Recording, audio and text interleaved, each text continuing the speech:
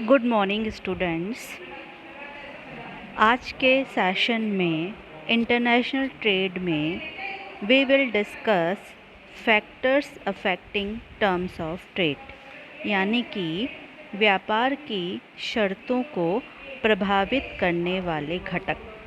हमने पढ़ा व्यापार की शर्तें किसी देश के लिए अनुकूल या प्रतिकूल हो सकती है। अब किसी देश के लिए व्यापार की शर्तें अनुकूल होगी या प्रतिकूल होगी, यह बात बहुत सारी चीज़ों पर निर्भर करती है। तो वही हम डिस्कस करेंगे कि ऐसे कौन कौन से फैक्टर हैं जो कि व्यापार की शर्तों को प्रभावित करते हैं। व्यापार की शर्तें अर्थव्यवस्था में आंतरिक और बाह्य परिवेश में होने वाले परिवर्तन के कारण प्रभावित होती है। इसके अलावा अलग अलग इसके तत्व हैं, घटक हैं जो व्यापार की शर्तों को प्रत्यक्ष या अप्रत्यक्ष रूप से प्रभावित करते हैं। इसमें पहला पॉइंट है changes in the demand for goods. वस्तुओं की मांग में परिवर्तन व्यापार की शर्तों को प्रभावित करता है। हमें पता है अन्य बातों के समान रहने पर आयात और निर्यात की जाने वाली वस्तुओं की मांग उनकी लोच पर निर्भर करती है। मांग किस पर निर्भर करेगी? मांग की लोच पर।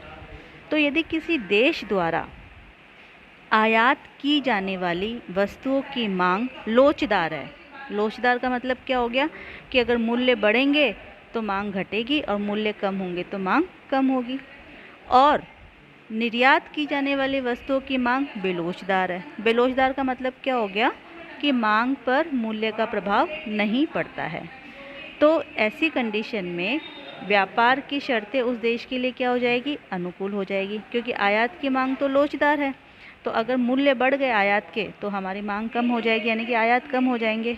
और चूँकि निर्यातों की मांग बेलोचदार है, तो अगर हमने निर्यातों के मूल्य बढ़ा भी दिए तो उसका मांग पर प्रभाव न पड़ने के कारण हमारे निर्यात बढ़ेंगे। तो ऐसी कंडीशन में व्यापार की शर्तें अनुकूल यानी कि फेवरेबल होगी।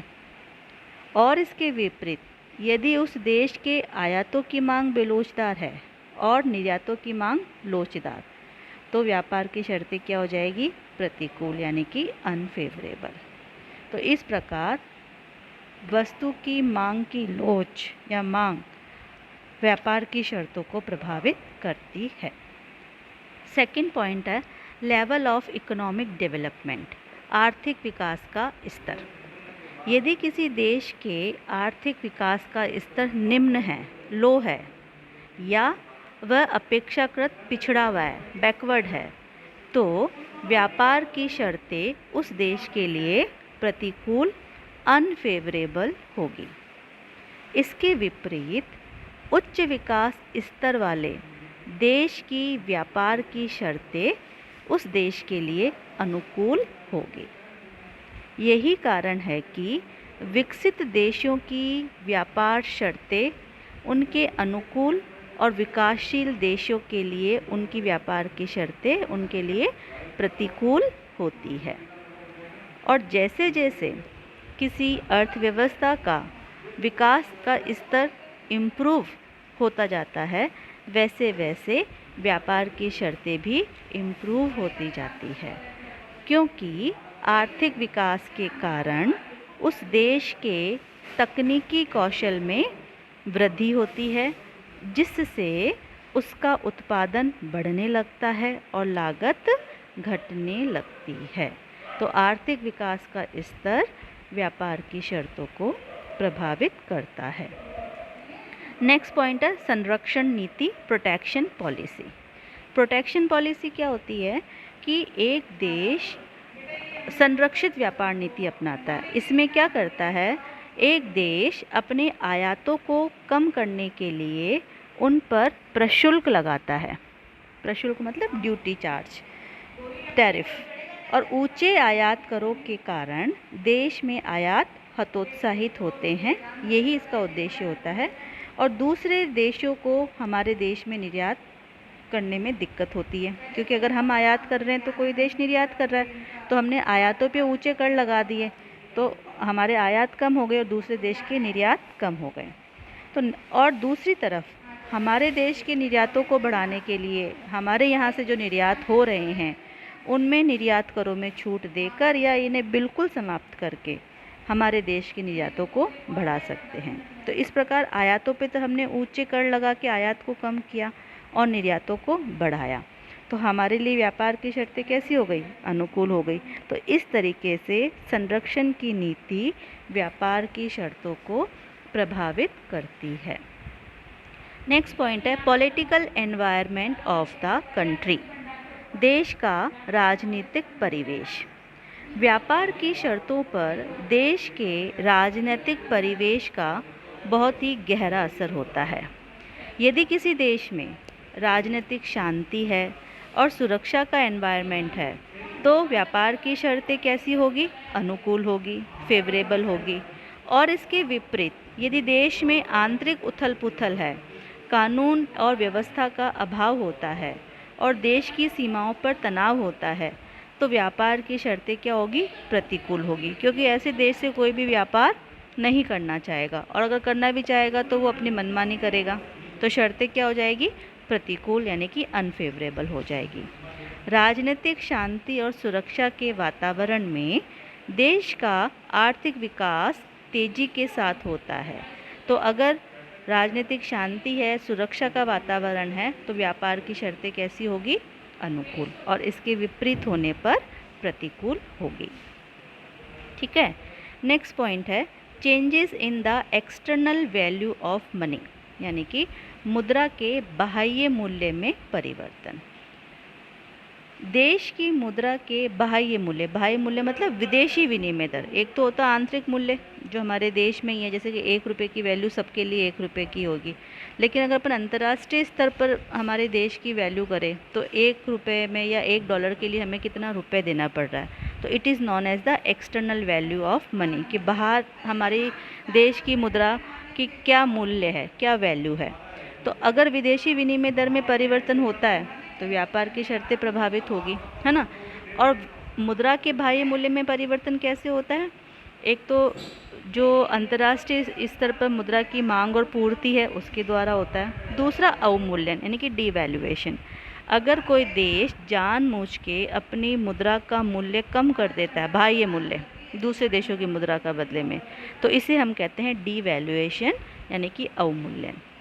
तो कुछ अर्थशास्त्रियों का ये विश्वास है कि देश की मुद्रा के अवमूल्यन से, डीवैल्यूएशन से व्यापार शर्तें उनके अनुकूल हो जाती है। कैसे? अवमूल्यन के कारण क्या होता है? देश के आयात महंगे होंगे, क्योंकि अवमूल्यन से हमारी जो मुद्रा है उसकी एक्सटर्नल वैल्यू कम हुई है। इसे हम एग्जाम्पल से समझेंगे कि मान लो पहले $1 के लिए हमें 60 रुपये खर्च करने पड़ते थे और अब हमें 70 करने पड़ रहे हैं। तो ये अवमूल्यन होंगे, क्योंकि हमारी मुद्रा की वैल्यू कम हो गई, एक्सटर्नल वैल्यू। हमें मिल तो वही $1 रहा, लेकिन हमें उसके लिए अब 70 रुपये देने पड़ रहे हैं। तो आयात महंगे हो गए। वहाँ पे अमेरिका में कोई चीज़ महंगी नहीं हो रही है, वो तो अभी भी $1 ही चार्ज कर रहे हैं, लेकिन हमें उस $1 की चीज़ लेने के लिए जहाँ पहले 60 रुपये देने पड़ रहे थे वहाँ अब 70 रुपये देने पड़ रहे हैं। तो हमारे आयात क्या हो गए? महंगे हो गए। तो और निर्यात क्या? तो आयात हमारे कम हो जाएंगे महंगे होने के कारण। मांग का नियम कि अगर मूल्य बढ़ते हैं तो मांग कम हो जाती है। दूसरी तरफ निर्यात सस्ते हो जाते हैं। कैसे सस्ते हो जाते हैं? अगर हमने 70 रुपये की कोई चीज़ $1 में, पहले वो 60 रुपये की चीज़ खरीद पा रहे थे, अब वो $1 ही पे कर रहे हैं, लेकिन उन्हें चीज़ कितने की मिल रही है? 70 रुपये के बराबर। तो निर्यात दूसरे देश के लिए क्या हो गए? सस्ते हो गए। तो निर्यात हमारे बढ़ेंगे। वही मांग का नियम कि मूल्य कम होने पर मांग बढ़ेगी, तो दूसरे देशों में हमारी निर्यात की जाने वाली वस्तु की मांग बढ़ जाएगी। ठीक है। तो जब अवमूल्यन द्वारा देश अपने निर्यातों में विशिष्टीकरण करने लगते हैं तो उनकी व्यापार की शर्तों में सुधार की संभावना रहती है। इसलिए अनेक देश व्यापार की शर्तों में सुधार करने के लिए कई बार अपनी मुद्रा का अवमूल्यन भी करते हैं। नेक्स्ट पॉइंट है इकोनॉमिक फ्लक्चुएशंस, आर्थिक उच्चावचन। आर्थिक उच्चावचन का भी देश की व्यापार की शर्तों पर बहुत प्रभाव पड़ता है। आर्थिक उच्चावचन के कारण व्यावसायिक गतिविधियों में उतार चढ़ाव होते हैं, जो तेजी या मंदी के रूप में हमें दिखाई देते हैं। यदि किसी देश की अर्थव्यवस्था मंदी के जाल में फंसी हुई है, तो उसकी व्यापार शर्तों में सुधार होने की संभावना होगी। क्यों? क्योंकि मंदी में कीमतों में क्या होती है? कमी होती है, और कीमतों में कमी होने के कारण क्या होती है? मांग में कमी होती है। मांग में कमी होने के कारण आयात कम होते हैं और निर्यात बढ़ते हैं। तो वास्तव में व्यापार शर्तों में अनुकूलता की सीमा निर्यातों की मांग की लोच की प्रकृति पर निर्भर करेगी। और तेजी काल में इसके विपरीत क्या होता है? कीमतों में वृद्धि होने के कारण देश की निर्यात की जाने वाली वस्तुओं की प्रतिस्पर्धात्मक शक्ति में कमी होगी, क्योंकि हमारे द्वारा निर्यात की जाने वाली वस्तुओं के मूल्य में बढ़ोतरी हो गई है। ठीक है। फलस्वरूप व्यापार की शर्तें देश के प्रतिकूल होने की प्रवृत्ति रखेगी। तो इस प्रकार आर्थिक उच्चावचन, इकोनॉमिक फ्लक्चुएशन, व्यापार की शर्तों को प्रभावित करते हैं। नेक्स्ट पॉइंट है ट्रांसफ़र ऑफ पेमेंट, भुगतानों का हस्तांतरण। इसमें क्या होता है? देश में वस्तुओं के आयात और निर्यात से उत्पन्न भुगतानों के अतिरिक्त भी अनेक कारण की वजह से भुगतानों के लेन देन की आवश्यकता होती है। केवल आयात और निर्यात के कारण ही विदेशी भुगतान की आवश्यकता नहीं होती है, और भी बहुत से कारण होते हैं, जैसे ऋण लेना, ऋणों का भुगतान करना, ब्याज का भुगतान करना या ब्याज प्राप्त होना, लाभांश का भुगतान करना या प्राप्त होना, युद्ध की क्षतिपूर्ति है, अनुदान है, आर्थिक सहायता है, कहीं से उपहार आया है या गया है, पर्यटक विदेशों से आए हैं या विदेशों में गए हैं, सेवाओं के बदले जनशक्ति के इन सब भुगतानों का भुगतान संतुलन की स्थिति पर प्रभाव पड़ता है, क्योंकि ये सब भुगतान करने पड़ते हैं। और भुगतान संतुलन की स्थिति व्यापार की शर्तों को प्रभावित करती है। तो अगर भुगतान संतुलन में अगर हमारे भुगतान ज़्यादा है और प्राप्तियाँ कम है, तो शर्तें क्या होगी? प्रतिकूल। और इसके विपरीत यदि हमारे प्राप्तियाँ ज़्यादा है और भुगतान कम है, तो व्यापार की शर्तें अनुकूल होगी। नेक्स्ट पॉइंट है कैपिटल मूवमेंट, यानी कि पूंजी का आवागमन। पूंजी का आवागमन दो प्रकार से होता है, कैपिटल इनफ्लो या कैपिटल आउटफ्लो, यानी कि पूंजी अंतर्गमन। अंतर्गमन में विदेशी पूंजी हमारे देश में आएगी, और बहिर्गमन आउटफ्लो में देश की पूंजी बाहर जाएगी। तो ये भी व्यापार की शर्तों को प्रभावित करती है। जब किसी देश में पूंजी का अंतर्गमन यानी कि इनफ्लो आता है, विदेशी पूंजी आती है, तो क्या होगा? इससे इन्वेस्टमेंट यानी कि विनियोग बढ़ेंगे, जिससे आर्थिक विकास तेज होगा और व्यापार की शर्तों में इम्प्रूवमेंट होगा, सुधार होगा, अनुकूल होगी। और इसके विपरीत अगर देश की पूंजी का बहिर्गमन होता है, आउटफ्लो होता है, तो व्यापार की शर्तें प्रतिकूल होगी। ठीक है। तो इस प्रकार capital movement terms of trade को, व्यापार की शर्तों को प्रभावित करता है। नेक्स्ट पॉइंट है इकोनॉमिक एंड बिजनेस ऑर्गेनाइजेशन, आर्थिक एवं व्यापारिक संगठन। कई बार कुछ राष्ट्र अपने सामूहिक आर्थिक और व्यापारिक हितों की रक्षा के लिए आपस में मिल जाते हैं और एक संगठन, ऑर्गेनाइजेशन का निर्माण कर लेते हैं, और इसके पीछे उद्देश्य होता है कि वह सामूहिक रूप से अपने लाभ के लिए, अपने हित के लिए काम करेंगे।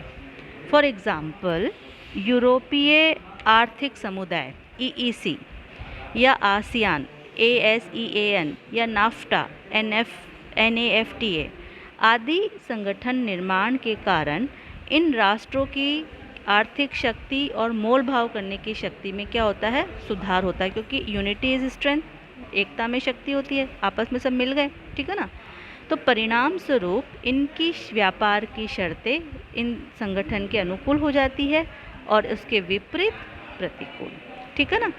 तो इस प्रकार आज की क्लास में हमने डिस्कस किया है कि व्यापार की शर्तें अनुकूल होगी या प्रतिकूल होगी, इस पे बहुत सारे घटक का प्रभाव पड़ता है, बहुत सारे फैक्टर होते हैं जो इस बात को अफेक्ट करते हैं।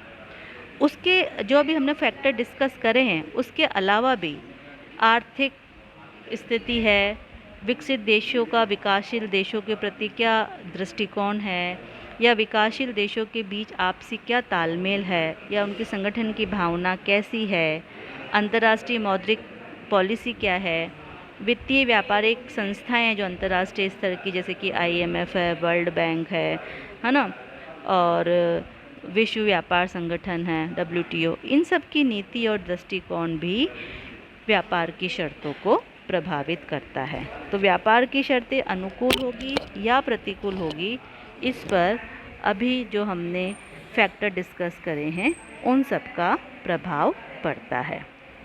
Thank you.